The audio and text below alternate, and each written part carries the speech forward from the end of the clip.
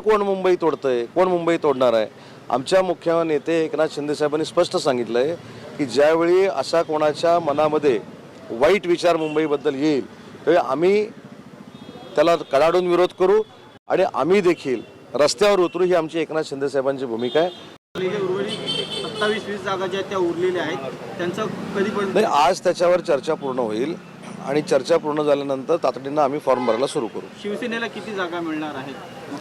आम्ही सुरुवातीपासून सांगतोय की शिवसेनेला जागा, भाजपाला जागा याच्यापेक्षा महायुती ही प्रत्येक जागेवर जिंकली पाहिजे हा क्रायटेरिया दोन्ही नेत्यांनी डोळ्यासमोर ठेवला आहे. म्हणजे आमचे नेते शिंदे साहेबांनी डोळ्यासमोर ठेवला आणि देवेंद्रजींनी डोळ्यासमोर ठेवला आहे. त्याच्यामुळे त्याच बेसवर सकारात्मक आमची चर्चा ही अंतिम टप्प्यामध्ये आलेली आहे आणि आज संध्याकाळपर्यंत रात्रीपर्यंत ही चर्चेला पूर्ण झाली. भरायला 2 दिवस उरलेले आहेत. एबी फॉर्मचं वाटप कधी केलं जाणार आहे? संपूर्ण महापालिकेमध्ये या सगळ्या गोष्टी अनेक वर्ष माननीय एकनाथ शिंदे साहेब हे प्रभावी राजकारणी म्हणून महाराष्ट्राच्या राजकारणामध्ये काम करत आहेत. मुख्यमंत्री देवेंद्रजी देखील प्रभावी राजकारणी म्हणून काम करत आहेत.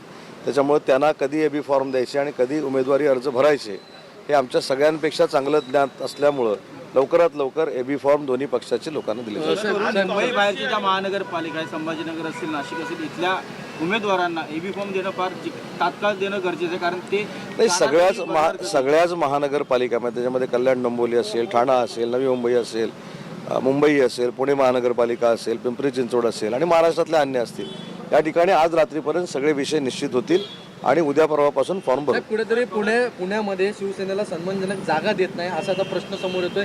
वारंवार नेते देखील असे वक्तव्य करतायत. रवींद्र दंगेकर बोलतात ते ज्या ठिकाणी शिवसेनेचे नगरसेवक निवडून नाही येते त्या ठिकाणी भाजप आम्हाला जागा देते, त्यामुळे त्या ठिकाणी भाजप हे आमच्यावर अन्याय करते असं देखील म्हणतात. या संदर्भामध्ये रवींद्र दंगेकरांशी आम्ही स्वतः बोलू. त्यांच्या मनामध्ये नक्की काय आहे, त्यांना कशा पद्धतीनं तिथल्या युतीच्या बाबत चर्चा करायची आहे हे मी स्वतः त्या ठिकाणी बोलेन. शंभूराज देसाई साहेब बोलतील आणि आम्ही दोन्ही जे मंत्री आहोत त्याचा फीडबॅक आम्ही मुख्य नेते एकनाथ शिंदे साहेबांना देऊ. रवींद्र दंगेकर पाठोपाठ आता वंचित आणि काँग्रेस यांची देखील युती जाहीर झालेली आहे, त्यावरती काय? ठाकरे बंधूंची जी युती झालेली आहे म्हणजे मनसे आणि युबीटीची जी युती झालेली आहे, मी तुम्हाला आज अगदी जबाबदारीनं सांगतो की जेव्हा मनसेचं आणि युबीटीचं तिकीट वाटप जाहीर होईल तर युबीटीनं जागा वाटपामध्ये देखील मनसेच्या पाठीमध्ये खंजीर खुपसलेला असेल.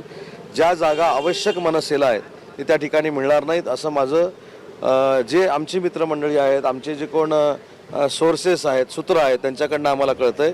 त्याच्यामुळं मी अगदी ठामपणानं सांगतो की मनसे आणि युबीटी ही जी युती झालेली आहे नक्की या तिकीट वाटपानंतर राजसाहेब ठाकरेंना आणि मनसेच्या लोकांना पश्चाताप होईल अशा पद्धतीचंच तिकीट वाटप युबीटीकडनं केलं जाईल आणि त्यांना देखील कळेल की माननीय एकनाथ शिंदे साहेबांनी हा उठावाचा निर्णय का घेतला आणि एकनाथ शिंदे साहेब किती शब्दाला पक्के आहेत याची जाणीव देखील मनसेला नक्की होईल. साहेब, रवींद्र दंगेकर हे त्यांच्या मुलाला अपक्ष आता उभं करतायत आणि ते पण गणेश बिडकर यांच्या समोरचे गणेश बिडकर जे प्रभारी आहेत सध्या भारतीय जनता पार्टीचे, त्यांच्याकडे महानगरपालिकेत नाही. या संदर्भामध्ये रवींद्र दंगेकरांनी कुठेही पक्षाशी चर्चा केलेली नाही, साहेबांशी देखील चर्चा केलेली नाही. आताच माननीय एकनाथ शिंदे साहेबांनी आमचे जे सिनियर मंत्री आहेत शंभूराज देसाई साहेबांना त्याच्यामध्ये लक्ष घालण्याचे आदेश दिलेले आहेत आणि आजपासून पुण्याच्या संदर्भातली जी चर्चा आहे ती शंभूराज देसाई साहेब, विजय बापू, शिवतरे, निलमताई गोरे आणि आमची ही सगळी टीम ही बीजेपी बरोबर करेल आणि त्याच्यातनं योग्य तो निर्णय घेईल. भांगीरे पण देखील आपल्या पाहिलं असेल बैठक सोडून जाताना दिसले. अडचण काय येते पुण्यामध्ये? नाना भांगीरेंशी मी स्वतः बोललो, आमचे साहेब देखील नाना भांगीरे आमचे जे शहर प्रमुख आहेत ते अतिशय संवेदनशील आहेत, माननीय एकनाथ शिंदे साहेबांवर निष्ठा आणि प्रेम करणारे आहेत. त्याच्यामुळे एकनाथ शिंदे साहेबांची इमेज आणि एकनाथ शिंदे साहेबांचा पक्ष कुठे डॅमेज होऊ नये ही नाना भानगिरेंची स्पष्ट भूमिका आहे. मुंबईचा अजूनही विषय टाकण्यात राहिलेला युती होताना दिसत नाही. नवी मुंबईचं काय चित्र? नवी मुंबईमध्ये देखील माननीय शिंदे साहेबांनी जबाबदारी नरेश म्हस्के साहेबांवर दिलेली आहे, खासदार साहेबांवर. ते त्या ठिकाणी चर्चा करतायत. आमचे उपनेते त्या ठिकाणी विजय चौगुले आहेत, ते देखील चर्चा करतायत. नहाटा साहेब आहेत, ते देखील चर्चा करतायत. ही सगळी मंडळी नवी मुंबईच्या संदर्भात गणेश नाईक साहेबांशी संपर्क साधून आहेत. त्याच्यामध्ये देखील 1-2 दिवसामध्ये निर्णय होईल. सर, उद्धव ठाकरे म्हणतात इतकी लढाई लढत आलंय, मुंबई हिसकून देणार नाही असं देखील म्हटलं जातं पुण्याकडे. नाही, मुंबई हिसकून देणार नाही, मुंबई तोडू देणार नाही, गद्दारांना गाडून टाकू, हे काय तुम्हाला नवीन आहे का? हे गेले 25 वर्ष हीच वाक्य आहेत. तीच मुख्यमंत्र्यांची भूमिका आहे. मुख्यमंत्र्यांनी देखील सांगितलं कारण शेवटी 25 वर्ष आपण राजकारणातली जर बघितली, भाषणं जर बघितली, ती दर 5 वर्षांना मुंबई तोडण्याचा कुटील डाव विरोधक आखत आहेत अशा पद्धतीचीच भाषणं होतात आणि त्याच्यातनं काय मुंबईकरांना जास्त आउटपुट मिळेल असं मला वाटत नाही.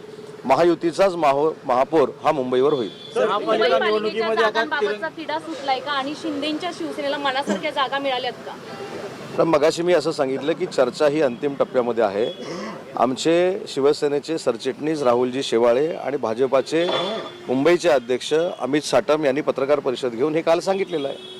मुंबई महापालिका निवडणुकीमध्ये आता तिरंगी लढत होते आहे. महायुती विरुद्ध ठाकरे बंधू आणि त्याचबरोबर काँग्रेस आणि वंचितची आघाडी झालेली वंचितची आहे. जी आज मेळ झालेला आहे कसं तिरंगी लढत मी याच्यामध्ये एवढंच तो कोणाच्याही किती आमच्यासमोर आघाड्या झाल्या तरी माननीय एकनाथ शिंदे साहेबांच्या नेतृत्वाखाली आणि देवेंद्रजींच्या नेतृत्वाखाली महापालिकेवर, मुंबई महानगरपालिकेवर महायुतीचाच भगवा फडकेल.